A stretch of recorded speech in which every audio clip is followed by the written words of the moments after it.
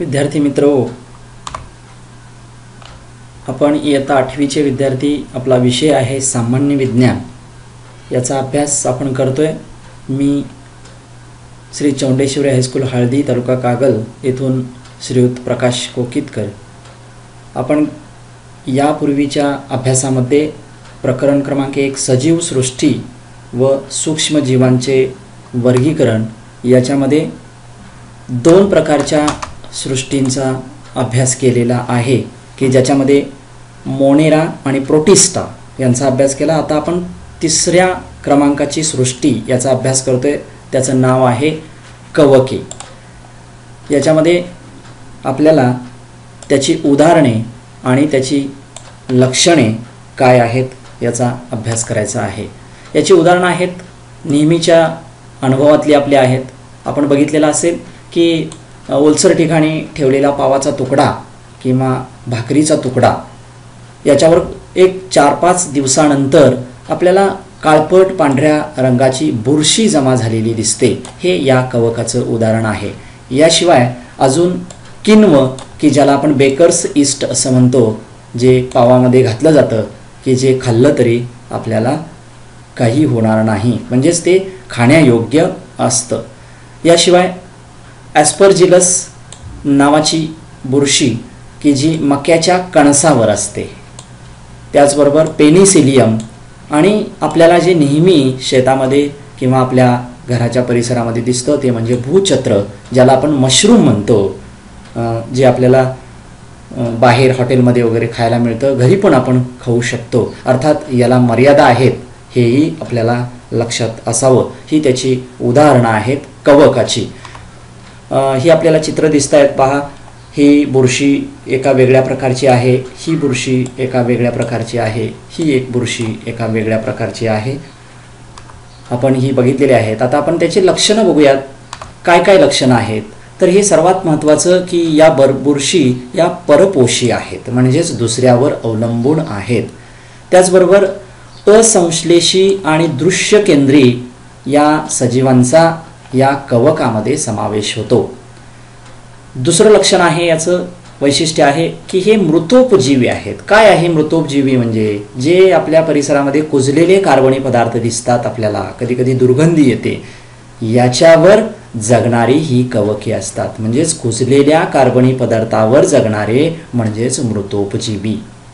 तिसरं लक्षण आहे, यांची पेशीभित्तिका कायटिनची बनलेली असते. कायटिन काय आहे तर हे जटिल शर्करा आहे. या जटिल शर्करापासून त्याची पेशीभित्तिका बनलेली असते या कवकांची. आणि चौथं लक्षण आहे, काही कवके तंतुरूपात असतात आणि त्यांच्या पेशी द्रवात असंख्य अशी केंद्रके असतात. हे याची लक्षणं आहेत. आता आपल्याला या पुढे जायचं आहे की सूक्ष्मजीवांचे वर्गीकरण खूप महत्त्वाचा भाग आहे. सूक्ष्मजीव याची संख्या प्रचंड आहे. किती आहे तर या पृथ्वी तलावर साधारणपणे 1 ट्रिलियन इतके सूक्ष्मजीव आहेत आणि यापैकी 99.99% इतक्या सूक्ष्मजीवांचा शोध अद्याप लागायचा आहे. मग 1 ट्रिलियन म्हणजे किती माहीत असावं आपल्याला. 1 बिलियन म्हणजे 10⁹ म्हणजे जसं की आपण म्हणतो 10चा वर्ग म्हणजेच 10 गुणिले 10 म्हणजे 10चा वर्ग. हे आपण कसं लिहितो, हे अशा पद्धतीनं 10चा वर्ग असं लिहितो. तर 1 बिलियन म्हणजे 10⁹ म्हणजेच थोडक्यात 1वर 9 शून्य. आणि त्याच्या पुढं जाऊन 1 ट्रिलियन म्हणजे 10⁻². मग 10⁻² म्हणजेच या 1वर अशा पद्धतीनं 12 शून्य. इतकी मोठी संख्या, इतक्या मोठ्या संख्येनं हे सूक्ष्मजीव पृथ्वी तलावर आहेत. आणि त्यापैकी केवळ 0.01% एवढ्याच सूक्ष्मजीवांचा अद्याप शोध लागलेला आहे. म्हणजेच खूप मोठ्या संख्येनं थोडक्यात सूक्ष्मजीव पृथ्वी तलावर आहेत. यामध्ये या सूक्ष्मजीवांमध्ये आपल्याला बघायचं आहे की या सूक्ष्मजीवांचे प्रकार बघायचे आहेत. मोठ्या संख्येनं असलेले हे जे सूक्ष्मजीव आहेत, या सूक्ष्मजीवांचे प्रमुख 2 प्रकार आहेत. काय आहेत हे प्रमुख 2 प्रकार आपण बघूयात. या सूक्ष्मजीवांचे पहिले 2 प्रकार आहेत आदि केंद्रकी आणि दृश्य केंद्रकी, असे 2 प्रमुख प्रकार आहेत. या दृश्य केंद्रकी प्रकारामध्ये जीवाणू येतात. जसे की या जीवाणूमध्ये गोलाणू, दंडाणू, त्याचबरोबर दंडगोलाणू, सर्पिलाकार आणि स्वल्पविरामाकृती जीवाणू हे या आदि केंद्रकी सूक्ष्मजीवामध्ये मोडतात. दुसरा प्रकार आहे दृश्य केंद्रकी. दृश्य केंद्रकी सूक्ष्मजीवांमध्ये आणखी 3 प्रकार आहेत. कोणते आहेत ते? तर हे आदिजीव, कवके, शैवाले या 3 प्रकारचे सूक्ष्मजीव या दृश्य केंद्रकीमध्ये मोडतात. मग आदिजीवांची उदाहरणं काय आहेत? तर हे अमिबा जे बघितले आपण यापूर्वी आकृतीसह, पॅरामेशियम तेही बघितलेलं आहे, एंटामिबा, प्लाझ्मोडियम व्हायवॅक्स ही उदाहरणं आदिजीवाची आहेत. कवकामध्ये कोण येतं? उदाहरणार्थ ईस्ट की जे पावामध्ये असतं, कॅन्डिडा आणि अळंबी ही उदाहरणे कवकाची आहेत. यापूर्वी आपण बघितलेत ती. शैवाल याच्यामध्ये क्लोरेला आणि क्लॅमिडोमोनास नावाची हे शैवाल आहेत, ती या प्रकारामध्ये मोडतात. एक अत्यंत महत्त्वाचं मी आता सांगितलं आपल्याला की 1 ट्रिलियन म्हणजे जसं 10चा 12वा घात आहे, तसं हे जे सूक्ष्मजीव आहेत ते मायक्रोमीटर यामध्ये किंवा नॅनोमीटर यामध्ये मोजले जातात. त्याचा आकार यामध्ये मोजला जातो. मग हे काय आहे? तर 10चा 6वा घात मायक्रोमीटर म्हणजे 1 मीटर. म्हणजे एकावर 6 शून्य आल्या की 1 मीटर होतो. म्हणजेच एवढे मायक्रोमीटर म्हणजे 1 मीटर. तसं 10चा 9वा घात नॅनोमीटर म्हणजे 1 मीटर. असं हे याचं साधारणपणे आकार या एककामध्ये मोजले जातात. या सूक्ष्मजीवामध्ये आपण आदिकेंद्री याच्यामध्ये काही भाग सविस्तरपणे बघूया की त्याचं उदाहरण आपण जीवाणू म्हणजेच बॅक्टेरिया असं बघितलेलं आहे. याचा आकार 1 ते 10 मायक्रोमीटर इतका असतो. या जीवाणूंचा आकार 1 ते 10 मायक्रोमीटर इतका लहान असतो. आपण या पुढच्या भागामध्ये काही विषाणू बघणार आहोत की जे आत्ता आपल्याला कोरोना नावाच्या व्हायरसनं हैराण केलेला आहे. याचा आकार साधारणपणे 400 ते 500 मायक्रोमीटर इतका आहे. तर हे जे बॅक्टेरिया बघायचे आहेत ते आपल्याला 1 ते 10 मायक्रोमीटर आहेत. तुलनात्मकदृष्ट्या आपण ते लक्षात घ्यावं.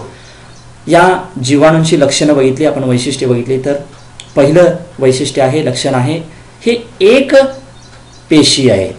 त्याचबरोबर स्वतंत्र सजीव म्हणून सुद्धा ते जगतात. काही वेळेला हे अनेक जीवाणू एकत्रित येतात आणि त्याची एक कॉलनी बनवतात म्हणजेच वसाहत बनवतात. हे यांचं वैशिष्ट्य आहे. दुसरं आहे जीवाणू पेशी या आदि केंद्रकी असतात.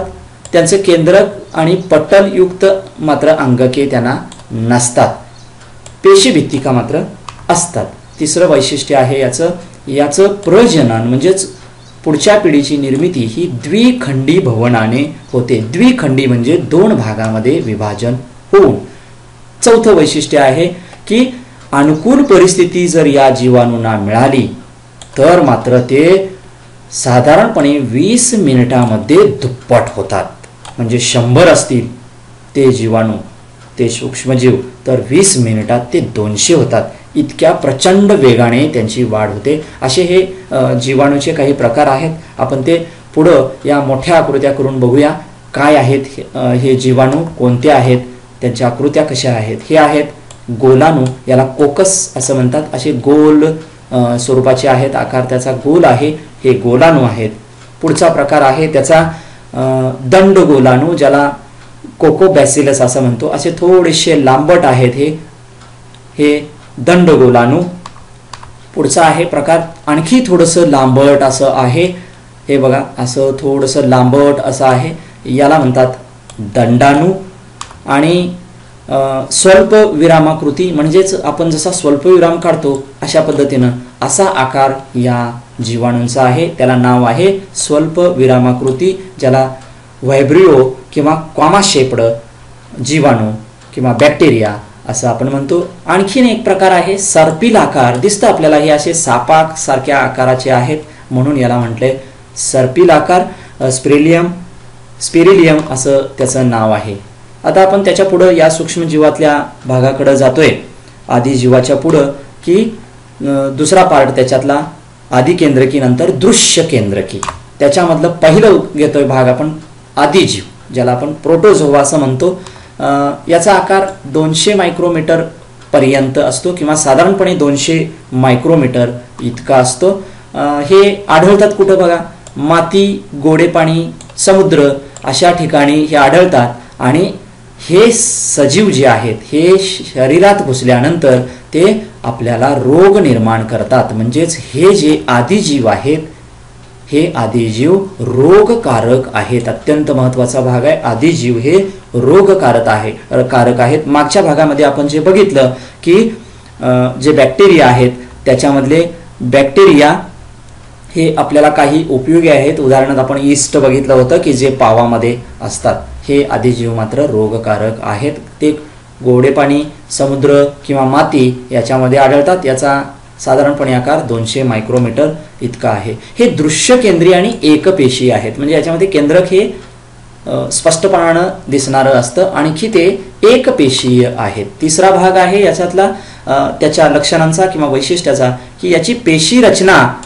हालचाली आणि अवयव, पोषण पद्धती यामध्ये विविधता आहे. म्हणजेच प्रत्येक सजीवामध्ये वेगळे वेगळे दिसतात. त्यांची हालचाल करण्याची पद्धत वेगळी आहे, त्याच्या पेशीची रचना वेगळी आहे, त्याचे अवयव वेगळे आहेत, त्याची पोषण पद्धती वेगळी आहे, यामध्ये विविधता दिसते. यांचं प्रजनन सुद्धा द्विखंडनाने होते. या आदिजीवांचं प्रजनन द्विखंडनाने म्हणजे 2 भागामध्ये विभाजन होऊन त्याच्या 2 पेशी निर्माण होतात. उदाहरणार्थ अमिबा, पॅरामेशियम हे गढूळ पाण्यामध्ये आढळतात आणि स्वतंत्रपणे त्यांचं जीवन असतं. त्याच्यानंतर उदाहरण आहे एंटामिबा हिस्टोलिटिका. हे जे आदिजीव आहेत यांच्यापासून मात्र आपल्याला अमांश नावाचा रोग होऊ शकतो. आपण बघूयात की एंटामिबा हिस्टोलिटिका याच्यापासून अमांश रोग जसा होतो तसं प्लाझ्मोडियम व्हायवॅक्स नावाचं जे सूक्ष्मजीव आहे, आदिजीव आहे, याच्यापासून मात्र आपल्याला मलेरिया नावाचा रोग होऊ शकतो. त्याच्यानंतर युग्लिना हे मात्र स्वयंपोषी आहेत. म्हणजेच काय, थोडक्यात ते स्वतःचे अन्न स्वतः तयार करू शकतात. इथं मी मोठी आकृती थोडीशी केली बघा. एंटामिबा हिस्टोलिटिका हे नाव आहे. याची आकृती कशी आहे बघून घ्या. त्याच्यानंतर याच्यामुळे आपल्याला सांगितलं की अमांश नावाचा आजार होऊ शकतो. हे आहे प्लाझ्मोडियम व्हायवॅक्स. याचा आकार पहा. याच्यापासून आपल्याला मलेरिया नावाचा आजार होऊ शकतो. आणि हे आहे युग्लिना की जे स्वयंपोषी आहे. म्हणजेच थोडक्यात ते स्वतःचे अन्न स्वतः तयार करते. याच्यात आता दुसरा भाग बघूया आपण की कवके, ज्याला फंगी आपण असं म्हणतो. याचा आकार 10 ते 100 मायक्रोमीटर इतका असतो. त्याच्यानंतर हे कुजणारे पदार्थ, वनस्पती, प्राण्यांची शरीरे, कार्बनी पदार्थ यांच्यावर आपली गुजराण करतात. म्हणजेच ते जगत असतात. थोडक्यात कुजणारे पदार्थ म्हटलं की आपल्या लक्षात आलं पाहिजे की ते मृतोपजीवी आहेत. दुसरं वैशिष्ट्य याचं आहे ते दृश्य केंद्रीय आणखी एकपेशीय आहेत. त्याच्यातल्या काही प्रजाती आपल्याला साध्या डोळ्याने दिसतात तर काही दिसत नाहीत. म्हणजेच ते आपल्याला इलेक्ट्रॉन मायक्रोस्कोप सारख्या अतिविशाल इमेज किंवा प्रतिमा करणाऱ्या यंत्रांच्या साहाय्यानं पाहाव्या लागतात. आता सांगितलं मी की कुजणाऱ्या कार्बनी पदार्थावर जगणारे म्हणजेच मृतोपजीवी आहेत. चौथा आहे प्रजनन. या सूक्ष्मजीवांचं जे प्रजनन आहे ते 2 प्रकाराने होतं. एक म्हणजे लैंगिक आणि दुसरं अलैंगिक म्हणजे दोन्ही प्रकाराने, काहींचं लैंगिक पद्धतीनं होतं, काहींचं अलैंगिक पद्धतीनं होतं. या अलैंगिकमध्ये पुन्हा दोन भाग आहेत, ते द्विखंडन किंवा मुकुलायन. या दोन पद्धतीनं, दोन अर्थात प्रत्येकाची उदाहरणं वेगळी वेगळी आहेत. द्विखंडन पद्धतीनं काहींचं होतं, काहींचं मुकुलायन पद्धतीनं प्रजनन होतं, ते अलैंगिक. आणि दुसरा प्रकार आहे लैंगिक. उदाहरणं बघूया याच्यामध्ये काय येतात. ईस्ट हे एक उदाहरण आहे, कॅन्डिडा हे एक उदाहरण आहे, अळंबी हे एक उदाहरण आहे. कवकांच्या मध्ये आपल्याला बघायचं आहे ईस्ट या पेशीचं विभाजन द्विखंडन पद्धतीनं होतं आणि ते कसं होतं ते आपण या व्हिडिओद्वारे पाहून घेऊया.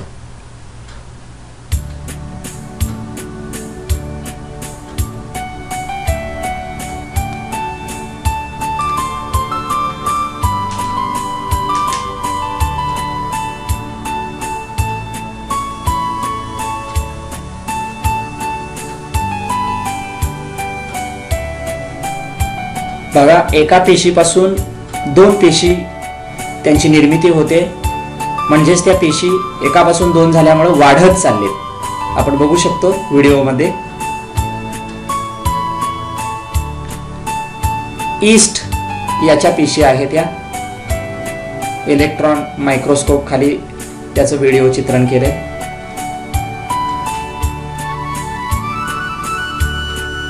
इथं आपल्याला दिसतंय बघा स्पष्टपणानं.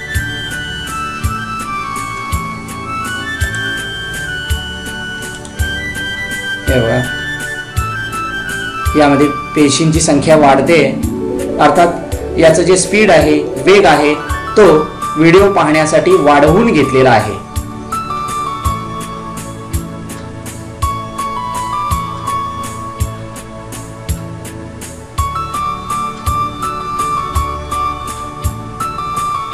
यामध्ये पेशी वाढताना दिसतात आपल्याला. एकाच्या दोन, दोनाच्या चार, चाराच्या आठ अशा पद्धतीनं पेशींची संख्या वाढते आहे. इथं दिसते बघा आपल्याला, हे एक वेगळा भाग होतो आहे. त्या पेशीपासून ते बाजूला जायला लागलेत. पुन्हा त्याच्यामध्ये पेशींची वाढ सुरूच आहे.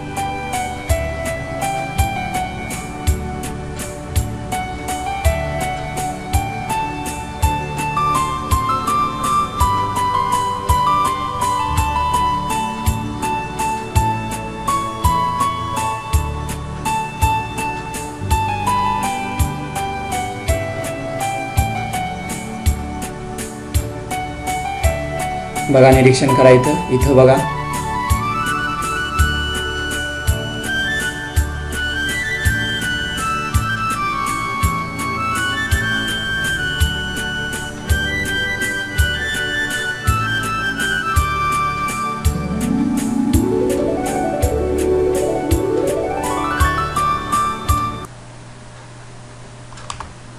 थँक्यू.